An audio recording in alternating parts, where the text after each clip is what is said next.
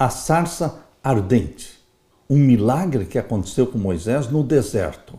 40 anos pastoreando as ovelhas do sogro. Nem mesmo eram dele as ovelhas, eram ovelhas do sogro. Queridos, Deus deu um estágio de 40 anos no deserto para Moisés. 40 anos para desaprender tudo que ele aprendeu no Egito. No Egito ele aprendeu a autoconfiança para ser faraó, a autoconfiança, mas agora 40 anos para aprender a autodesconfiança, entender que sem Deus somos nada. Depois que Moisés fugiu para Midian, ele teve uma vida relativamente fácil, cômoda, porque ele se casou com uma das filhas de Jétro, teve 2 filhos, Gerson e Eliezer, e fazia parte da família de Jétro. Seu sogro era sacerdote de Midian. Moisés passou 40 anos tranquilos, sendo pastor, a mesma atividade de Davi, e desfrutando a presença de Deus, especialmente quando revelada na natureza. No entanto, Moisés não passou todo esse tempo simplesmente sentindo o aroma das flores e dos cactos do deserto. Esses anos de caminhada com o Senhor transformaram Moisés e o prepararam para a liderança. Deus também usou Moisés naquele deserto pacato para escrever, sob a inspiração divina, os 2 livros mais antigos da Bíblia. O livro de Jó, que foi o primeiro livro que Moisés escreveu, e o livro de Gênesis. Ao escrever esses 2 livros, Moisés recebeu de Deus revelações essenciais sobre o grande conflito, sobre a criação do mundo, sobre a queda de Adão e Eva, sobre o dilúvio, sobre os patriarcas e, o mais importante, o plano da salvação.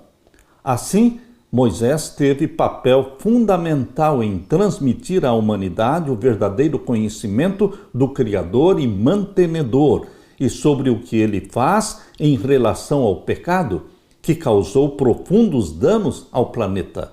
A história da salvação não faz sentido sem o fundamento crucial que, sob a inspiração de Deus, Moisés comunicou especialmente no livro de Gênesis. Abra sua Bíblia e vamos ler agora Êxodo capítulo 3.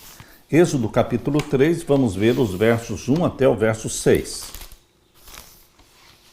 Aqui diz: E apacentava Moisés o rebanho de Jétro, seu sogro, sacerdote em Midian, e levou o rebanho atrás do deserto e veio ao monte de Deus, a Horebe.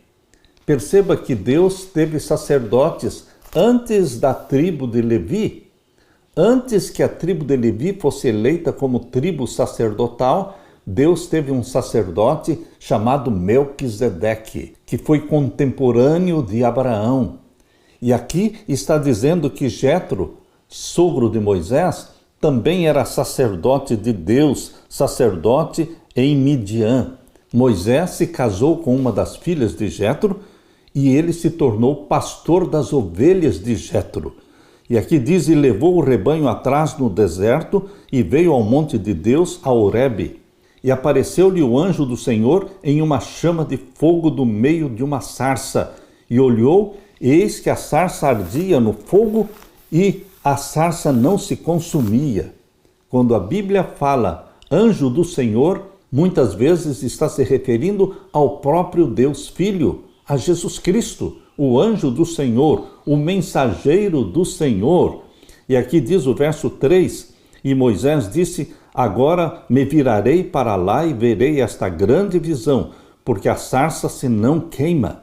Verso 4, e vendo o Senhor que se virava para lá a ver, bradou Deus a ele do meio da sarça e disse: Moisés, Moisés. E ele disse: eis-me aqui. E disse: não te chegues para cá, tira os teus sapatos dos teus pés, porque o lugar em que tu estás é terra santa. Disse mais: eu sou o Deus de teu pai, o Deus de Abraão, o Deus de Isaque e o Deus de Jacó. E Moisés encobriu o seu rosto, porque temeu olhar para Deus. Deus se revelou a Moisés, conversou com ele. Deus se revelou a Abraão, conversou com ele. Deus conversou com Isaque, conversou com Jacó. Meu querido irmão, Deus é pessoal. Deus cuida de você e se relaciona com você como filho, assim como fez com Moisés. Esse é o Deus da Bíblia. É um Deus pessoal, é um Deus que cuida, é um Deus que quer relacionamento. É um Deus que quer fazer alianças com você, meu querido irmão.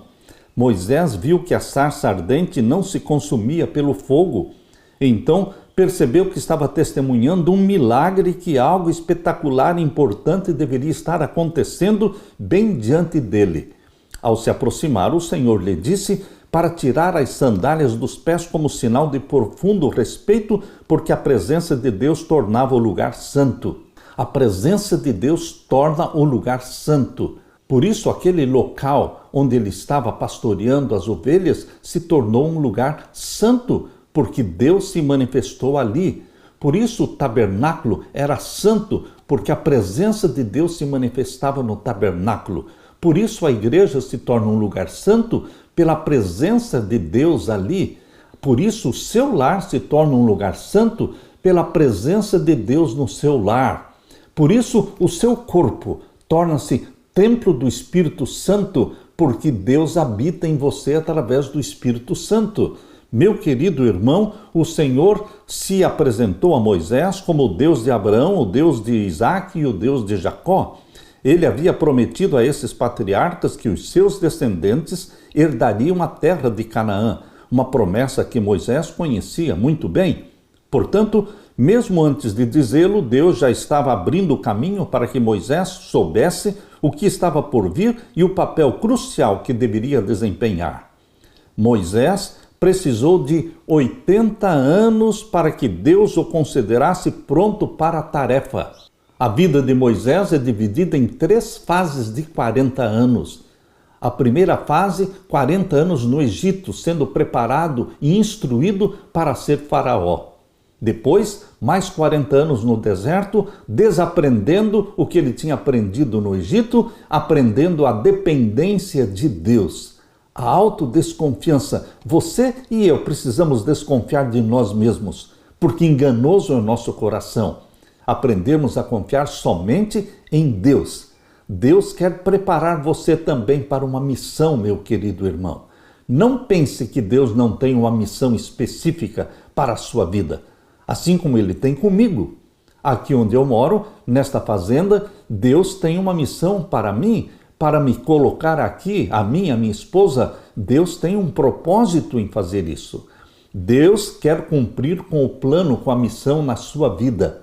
Deixe-se guiar por Deus. Deus usou 40 anos no deserto para preparar Moisés como um líder. Deus pode usar alguns anos da sua vida, muitos anos da sua vida, para preparar você também para algum cargo de liderança ou para ser pastor das ovelhas pelas quais Jesus morreu.